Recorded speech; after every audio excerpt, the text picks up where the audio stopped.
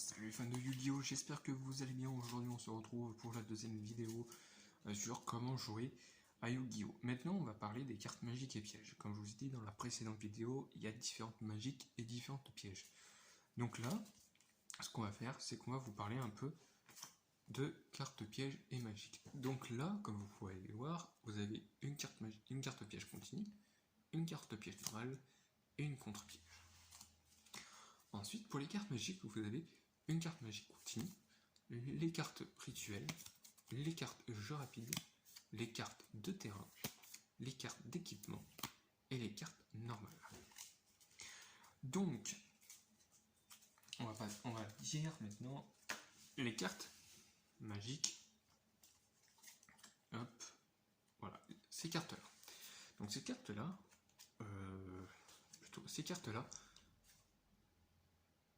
voilà, c'est plutôt ces cartes-là, on peut les activer durant notre tour uniquement, excepté les cartes magiques rapides qui peuvent être aussi activées durant le tour de l'adversaire. Donc pour les cartes magiques normales, on l'active comme ça, ça va. Donc on l'active comme ça, et en gros cette carte va nous permettre de bannir une carte depuis notre deck, et au bout de notre second stand-by phase, on va pouvoir l'ajouter à la main. Donc par exemple, on sélectionne cette carte, on va la bannir ici, et donc cette carte, elle va être envoyée au cimetière. Alors, soit elle est envoyée au cimetière, ou certains des fois la laissent sur le terrain. Ok? Donc voilà les cartes magiques normales. Comment on peut les activer. Ensuite, on va passer aux cartes magiques d'équipement. Donc pour ce faire, il faut... J'ai pas choisi la bonne carte magique, mais c'est pas grave. On va... Voilà. Donc, si on a la magicienne des ténèbres sur le terrain, et qu'on a formule magique, une carte équipement qui peut être équipée qu'à un monstre magicien sombre ou magicienne des ténèbres. Pour ce faire, on a juste à l'activer, cibler le monstre, et voilà, c'est tout. Et en fait, son effet, ça va donner à la magicienne 700 points d'attaque. Et tant que le monstre est sur le terrain, la carte magique ne va pas au cimetière.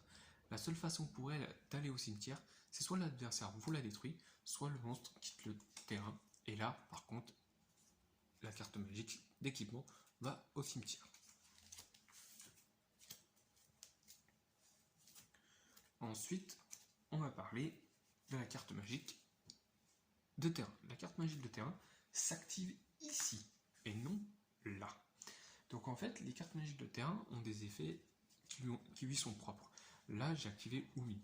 Si j'ai des monstres, par exemple tonnerre, poisson, serpent de mer ou aqua, ils vont gagner 200 points d'attaque et 200 points de défense. Mais par contre, tous les monstres machines et pyro perdent 200 points d'attaque et 200 points de défense. Donc en gros, ça va être sur cette zone-là et sur la zone aussi adverse. Ensuite, on va passer aux cartes jeux rapides. Alors les cartes magiques jeux rapides, on peut soit les activer durant notre tour, si durant notre tour, on va dire plutôt quand notre prochain tour. Parce que dans le premier tour, la plupart des cartes magiques jeux rapides ne servent pas à grand chose. Comme par exemple, celle-là, c'est des fusions. Des fusions, qu'est-ce que c'est? C'est en gros, lorsqu'on a un monstre fusion comme ça sur le terrain, et qu'on a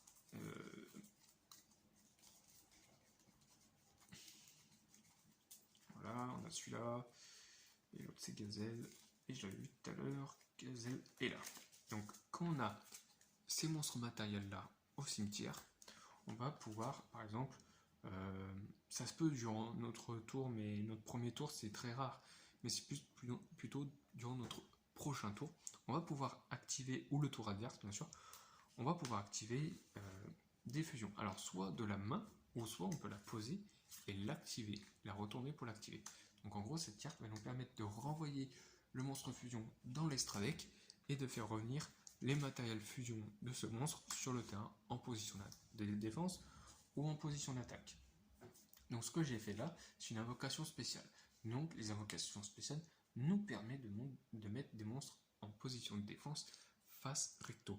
Mais il y a aussi certains effets de cartes qui nous permettent en fait de mettre les monstres en position de défense face verso.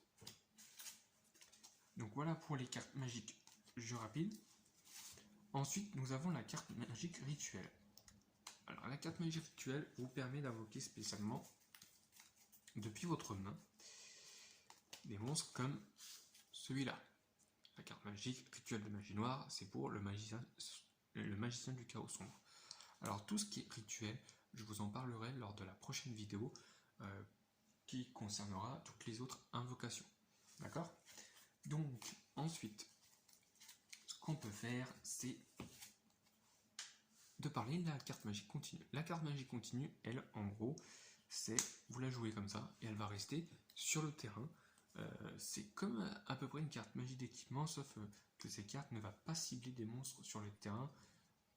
Alors celle-là ne va pas cibler, mais par contre, on a un... il est où? Voilà. Cette carte, c'est pour ce monstre-là, Marshmallow. Alors en gros, on va mettre Marshmallow comme ça en position de défense. En gros, tant que cette carte et la carte Marshmallow sont face recto sur votre terrain, votre adversaire ne peut attaquer aucune carte excepté Marshmallow.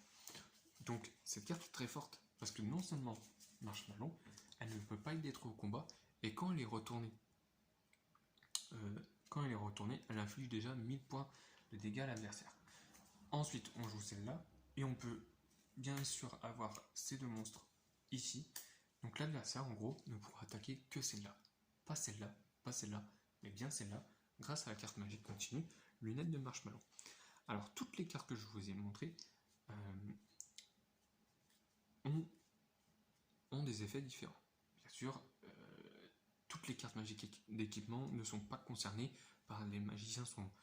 Vous avez des cartes magiques d'équipement pour les dragons, des cartes magiques d'équipement pour des guerriers.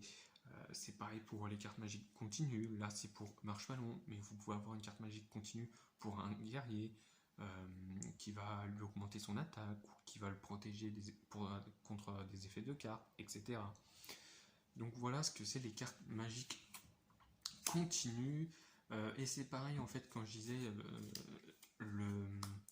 c'est presque pareil en gros quand je disais pour la carte magique d'équipement, c'est tout simplement parce que la carte magique d'équipement, elle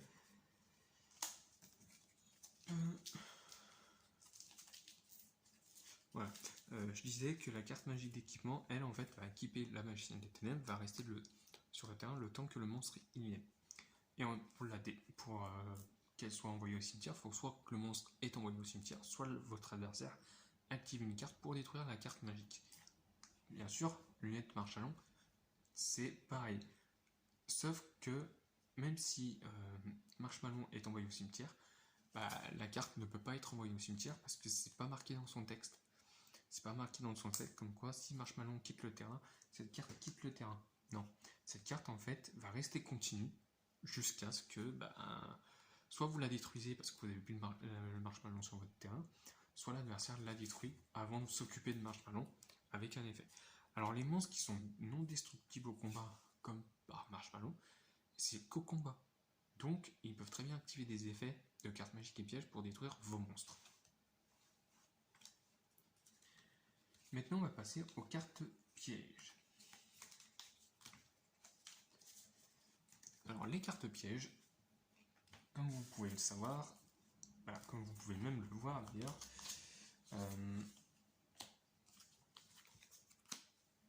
je vous ai montré, non ça va là, voilà, je vous ai montré ces cartes là. Donc ces cartes là, on les pose, on va parler déjà des cartes pièges normales et des contre-pièges. Donc on va les poser autour de l'adversaire, par exemple, on a déjà commencé le premier, on pose, il joue, tac, il détruit un monstre, on va pouvoir activer cette carte. On la retourne et on l'active. Lien spirituel, elle nous explique en gros quand un de nos monstres qu'on contrôle est détruit et envoyé au cimetière, on va pouvoir payer 1000 points de vie pour invoquer spécialement un monstre de niveau 4 depuis notre deck. Voilà. Ensuite, on joue et tout. on va, je sais pas, on va dire qu'on invoque Gazelle, on l'attaque, il va jouer une carte qui va nous permettre de détruire un monstre ou annuler une attaque. On va pouvoir jouer la carte piège, cet outil du bandit qui est une contre-piège. Une contre-piège, en gros, ça va contrer la carte piège de l'adversaire. Et on va payer 1000 points de vie pour annuler l'activation d'une carte piège et la détruire. Voilà ce que vous devez savoir pour les cartes contre-piège. Par contre, il y a un truc que j'ai pensé, les cartes contre-piège ne peuvent être... Alors c'est un peu compliqué pour contrer les cartes pièges, parce qu'il y en a certains qui disent qu'ils ne peuvent pas être contrés par d'autres cartes contre-pièges. Ça, je crois que c'est juste. Dites-moi en commentaire, les experts, hein, les plus pros, si ce que je dis c'est pas vrai, si ce que je dis c'est pas faux. Et donc voilà, donc pour les cartes contre-piège et piège normal, c'est bon. Maintenant on va parler de deux types différents de cartes pièges continues. On a ces cartes pièges continues qui, en gros, quand on l'active, c'est comme les cartes magiques continues, vont rester tout le long du duel. Excepté si par exemple votre adversaire l'a détruit. Si elle l'a détruit, elle va être envoyée au cimetière. Pourquoi je dis qu'il y a deux types de cartes magiques continues, deux types de cartes pièges continues? Tout simplement parce que on a des cartes pièges continues comme ça qui s'appellent des cartes pièges monstres. Les cartes pièges monstres, c'est qu'on les active et on va pouvoir les invoquer spécialement dans notre zone monstre. Et par exemple, ils ont aussi des facultés. Par exemple, lui, on sélectionne 2 gadgets, on les fait revenir sur le terrain et son attaque sera équivalent aux 2 attaques des monstres gadgets qui sont équipés. Donc, rectification, pas sur le terrain, dans les zones magiques et pièges, je me suis trompé. Et défense des magiciens, elle, c'est une carte piège continue qui va rester sur le terrain et en fait, elle va réduire les dégâts qu'on va recevoir de moitié si on contrôle un monstre magicien sur le terrain. Donc voilà ce que vous devez savoir pour les cartes pièges. Alors j'espère que cette vidéo vous aura plu, que vous avez bien compris. Nous on se retrouve pour la prochaine vidéo pour parler des différentes invocations, que ce soit fusion, rituel, lien, synchro, pendule et exise. Voilà. Sur ce, portez-vous bien et on se dit à la prochaine. Et n'oubliez pas le like, le commentaire, l'abonnement. Si t'es pas encore abonné, abonne-toi. Et aussi la petite cloche des notifications. Allez, salut!